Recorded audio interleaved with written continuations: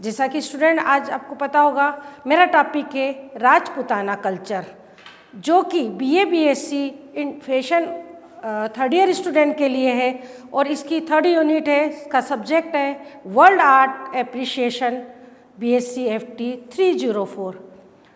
Rajput empire की अगर हम बात करते हैं तो सबसे पहले इसकी अगर हिस्ट्री में हम जाते हैं तो इसका इतिहास तो वैसे पाषाण युग से स्टार्ट हो जाता है। जो मीणा भील जाति के लोग अरावली पर्वत के किनारे किनारे रहते थे, लेकिन अविभाज्य भारत में ये पश्चिमी इलाके में आता है और इसमें 7वीं शताब्दी से हमें कई राजा महाराजाओं के वर्णन मिलते हैं।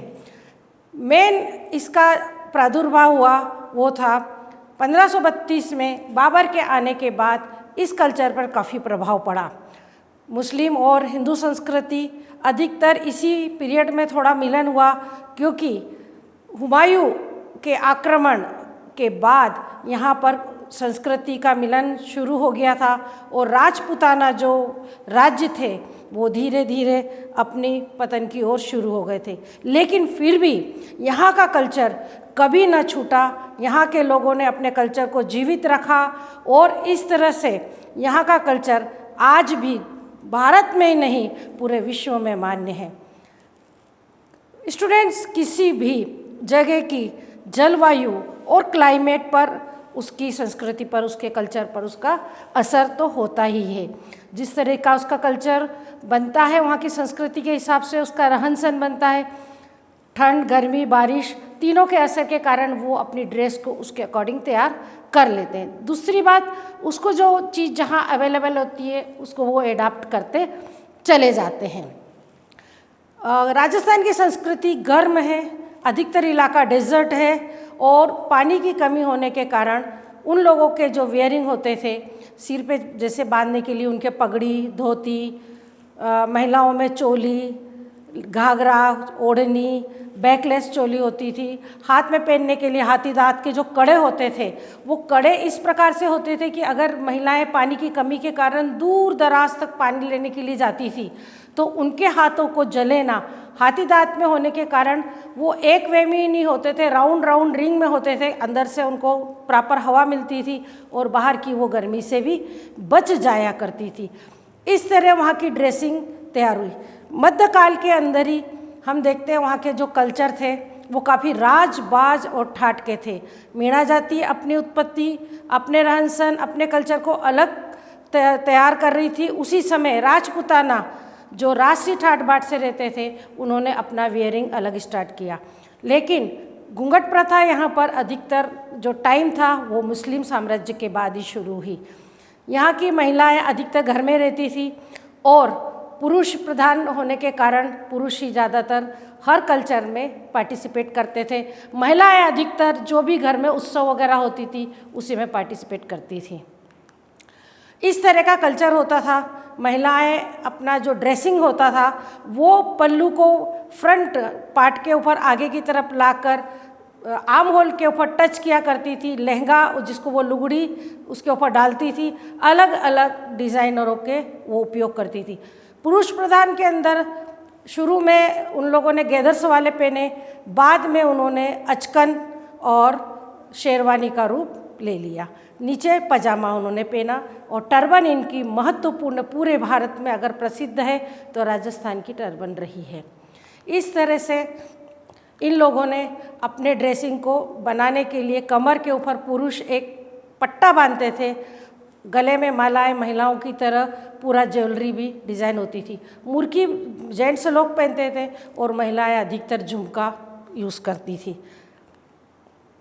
मेंस कॉस्ट्यूम की अगर बात करते हैं तो मेन कॉस्ट्यूम में राजपूत के अंदर शुरुआत जब राणा सांगा, महाराजा अजीत सिंह, ये लोग जब शुरू में पहना इन्होंने, महाराणा प्रताप, तो एक प्रकार का वेस्ट लाइन से गेदर्स होता था और गेदर्स कभी कभी वो कॉफ लेंथ तक जाता था, कभी कभी वो फ्लोर लेंथ तक जाता था और एक पजामा टाइप अंदर पहनते थे जिससे उनको किसी प्रकार की प्रॉब्लम न हो। और कमर के ऊपर बेल्ट जो कई डिज़ाइनर होते थे वो पहना जाता था। अगर न्यायालय की बात करें, अगर न्यायालय में बैठते थे, ऊपर से एक शॉल या एक ब्रॉच लगा हुआ एक फैब्रिक वो पीछे की तरफ डालते थे। कमर में बेल्ट की साइज छोटी बड़ी उसकी डिज़ाइन के अकॉर्डिंग होती थी और इस तरह से ये लोग अपने ड्रेस को पहनते थे। जैसा कि आप सामने देख रहे हैं, महाराणा प्रताप को देख रहे हैं, किस तरह से उनका कमर के ऊपर एक गैदर्स बना हुआ है और वहीं से उसका गैदर्स फ्लोर लेंथ तक जाता है। टर्बन इनका महत्वपूर्ण सबसे ज़्यादा एक वेयरिंग में आता था। टर्बन इनकी मान सम्मान की बात होती थी, पगड़ी के द्वारा ये अपना मान सम्मान मानते थे।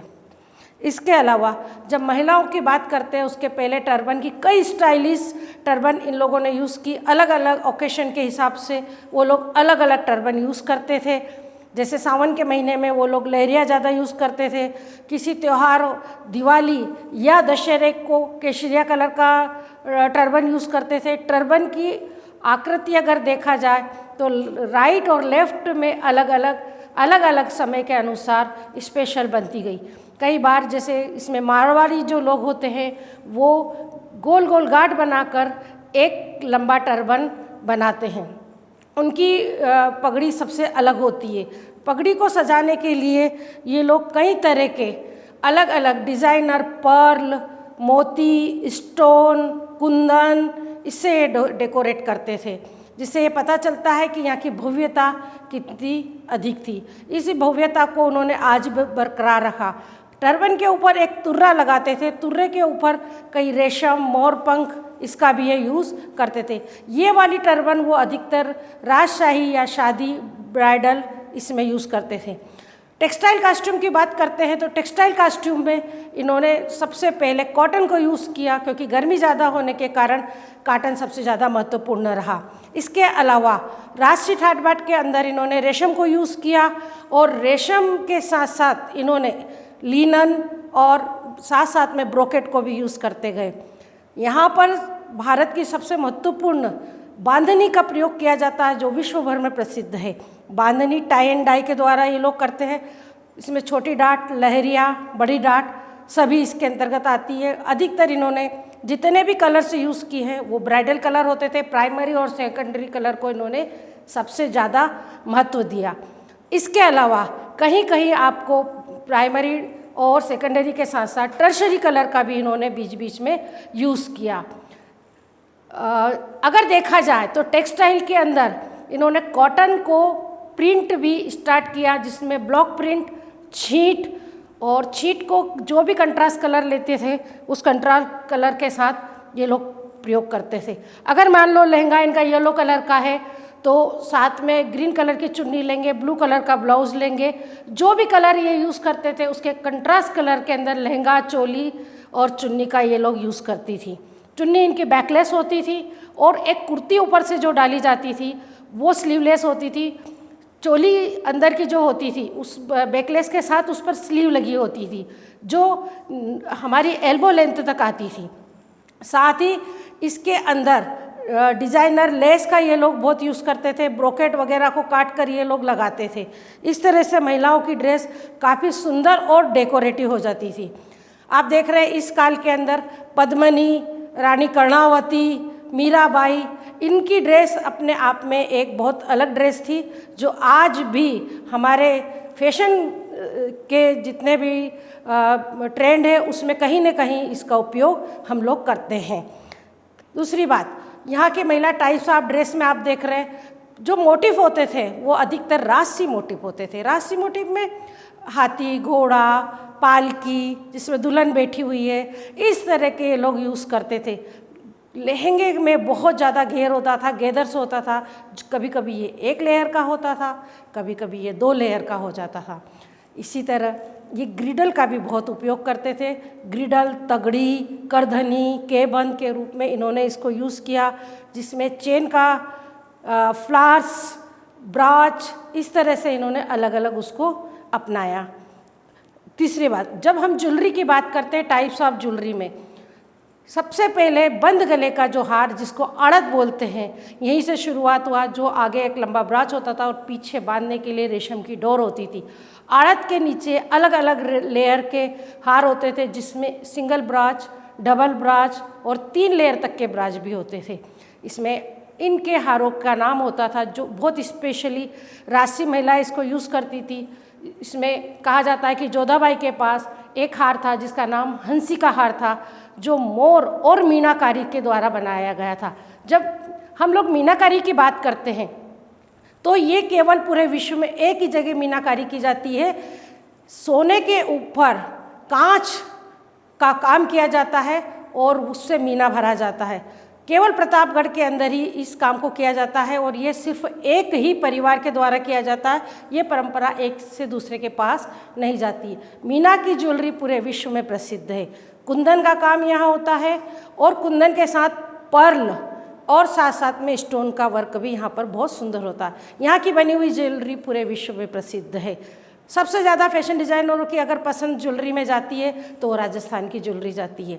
दूसरी बात, अगर हम नाक की नथ की बात करें तो नथ भी यहाँ पर 1 फूल 2 फूल सिंगल वाला, छोटी नथ, बड़ी नथ और लिप्स की लटकन नथ भी यहाँ पर बहुत पाई गई है। हेड गियर की अगर बात करते हैं तो यहाँ की महिलाओं ने रखड़ी को सबसे अपनी ड्रेस का एक महत्वपूर्ण अंग बनाया।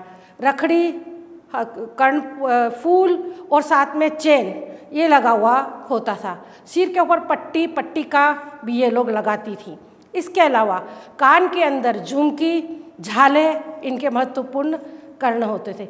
जैसे मेंस इसके अंदर घुघरी पहनते थे, उसी तरह ये महिलाएं अपने कानों के अंदर झाले पहनती थी। इसके अलावा नथ के अंदर लटकन और बहुत खूबसूरत तरीके से अलग अलग तरीके से लगाती थी। हाथों के अंदर जो पहनती थी उसको गजरा, गजरी, चूड़ी, कंगन अलग अलग प्रकार से होते थे। उंगलियों में जो अंगूठी पहनती थी इसको बीटी कहती थी। इसके अंदर हाथ फूल 1 लरी का, 2 लरी का और 5 लरी का होता था। 5 लरी का 5 उंगलियों के अंदर पहना जाता था। इसके अलावा इनका मेन जो और ट्रेडिशनल होता है, इसमें लंबा हार 7 लरी का हार भी ये लोग यूज़ करती थी। पाँव के अंदर बात करते हैं तो ये राजसी परिवार के अंदर पायजेब का ज़्यादा रिवाज था, लेकिन मीणा जाति के लोग इसमें अधिकतर चांदी यूज़ करते थे, जिसके अंदर पायल, सट, आयल, कड़ास और पाँव के अंदर 5 उंगली के अंदर ये लोग बिछुड़ी पहनते थे। कानों के अंदर रखड़ी के साथ साथ ये लोग एक मांग टीका भी लगाते थे, उसके ऊपर रखड़ी लगाते थे और अधिकतर इनके जितने भी ज्वेलरी होती थी वो सारी चांदी की होती थी। इस तरह राजस्थानी का जो राज बाट महल सब कुछ इनका कल्चर अगर देखा जाए तो विश्व में प्रसिद्ध है। यहाँ के बड़े बड़े महल आज भी, चाहे जयपुर का हो, उदयपुर का हो, संबलगढ़ का हो, कुंभलगढ़ का हो, जिसकी अद्भुत कला आज हमें देखने के लिए मिलती है और यही राजबाट साट इनके कल्चर के अंदर हमें दिखाई देता है। Thank you.